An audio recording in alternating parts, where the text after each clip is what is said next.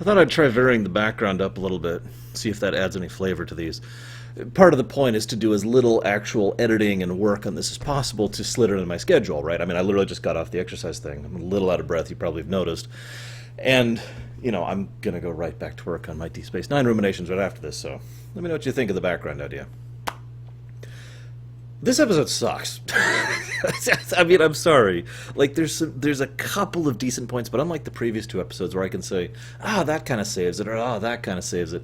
Instead, in this episode, it just feels like pandering and bad fan service. You know what I mean? Like, they literally directly quote A New Hope 5 or 6 times in the episode, and they have Y-Wings bombing a massive super weapon which is being used to attack a relatively defenseless target, and just I know that a lot of people tend to claim that A equals B in Star Wars, but this is just so blatant I can't imagine it as anything otherwise. It also kind of irritates me how Ahsoka has to convince Skywalker that, oh yeah, we need to go help people, which doesn't really feel in character for him. It does feel kind of in character for her. And I mentioned the whole quoting A New Hope thing. Well, there's one other quote. It's actually from Return of the Jedi.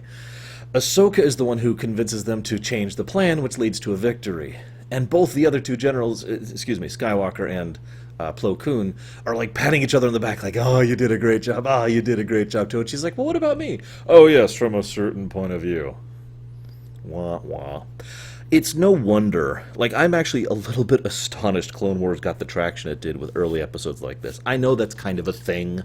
I know most television has rough patches early on. All of the Star Treks, SG-1, Farscape did okay in its first season. But this is just, what am I even looking at? They even used Y-Wings. They had to use Y-Wings. Y-Wings are noted for being outdated pieces of junk, which aren't particularly maneuverable, aren't particularly fast, and are only notable because of the fact that they're bombers. They can carry a nice payload, and they have a little bit better armor and shields than others. That's it. Yeah. God, just put them in Z-95s if you're going to throw them out into pieces of garbage like that. Oh, one other little thing that occurred to me in this episode. The super ion cannon weapon is like... I feel like the writers keep forgetting what this thing can do. In the last episode, this thing took out 3, I'm pretty sure it's Venators, in one shot. And then they destroyed the hell out of them. In this episode, they posit the idea that a couple of fighters can get around that, which in Y-Wings...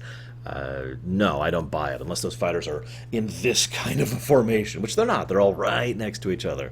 Also, when they actually shoot the thing at the medical frigate, the shot is tiny. Oh yeah, that's another thing. They had the super laser thing going on with the ion weapon, which is just another layer of silly. Oh, by the way, what's with the stingrays? Why stingrays? I've never actually been in favor of giant monsters being in Star Wars, even going as far back as Empire Strikes Back. And I look at the stingrays and I'm like... why are you here? I know why they're here. They're here so they can have a moment of danger, but it's like, okay, whatever. And speaking of stingrays and the moment of danger problem, why is it that Skywalker didn't tell anyone where they were going until they were already going through it? And as a side note, how did nobody actually recognize where they were going so that they could inform Plo Koon, who knows about this, and blah, blah, blah, blah, blah.